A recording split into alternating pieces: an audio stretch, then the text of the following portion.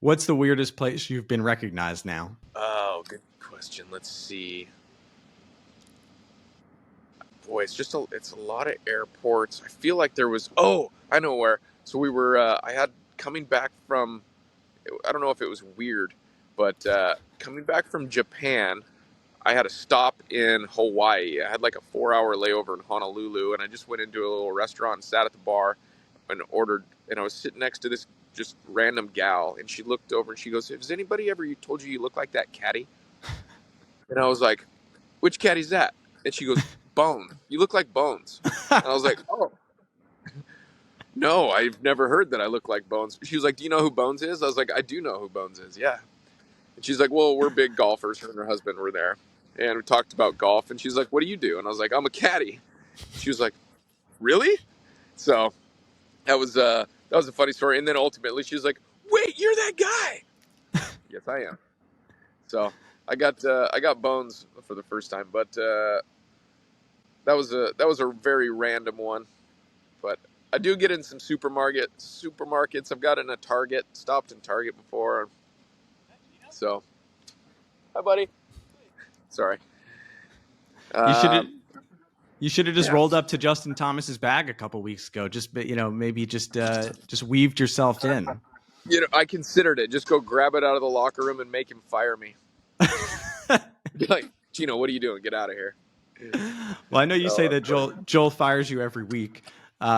You're talking about some of that change and you guys being the same people. We did see in full swing. You're on the PJ, Geno. You're up in the private jet. I don't think that's what you expected when you signed on in 2015. What are that some of those moments that you're like, I can't believe this is actually my life? definitely the private jet thing. And I had somebody reach out to me. They seen that scene. They think I fly private, but I definitely do not fly private. I usually sit in 33B. Um, so that one, we do some outings. I do an outing. Oh shoot, I did one the week of Saturday in Augusta for a company, Inspirato Travel Company, and they flew me out to Augusta and did a Q&A with Shane Bacon and sat around, and it was amazing. And they're like, "Oh, we have an extra ticket for Sunday if you'd like to go." I'm like, "Yes, please." Uh, so getting to do stuff like that is special. That has came from Netflix, I suppose, and it's been awesome. All Can't right, believe I get to. so you were there Sunday at the Masters. I don't believe Joel has not played the Masters yet. Was that your first time on the grounds at Augusta? So let me back up. The way I worded that was slightly misleading. There's a place called the Magnolia Club or Club Magnolia, which is like against Augusta, and the place is incredible. There's all you can eat food and drinks, and there's putting greens, and it's just a massive area that was so much fun. So I had a grounds pass, but there was TVs everywhere and shade and air conditioning. I was like, you know what? I don't think I need to leave Club Magnolia. So I actually didn't go onto the golf course. I had the opportunity, but I stayed there and watched it on TV, I guess, like everyone else. But I was kind of there.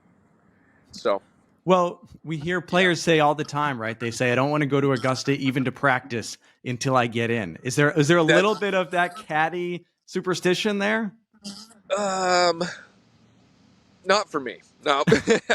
For me it was more that it was roasting hot that afternoon, and I was just very comfortable where I was. I would have loved to have gone out onto the golf course, but I stayed and hung out with the company I was with, and I felt like that was the right play.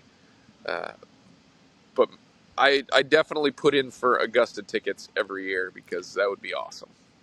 Well, one year, I hope hopefully. one day soon I can caddy. That's for sure.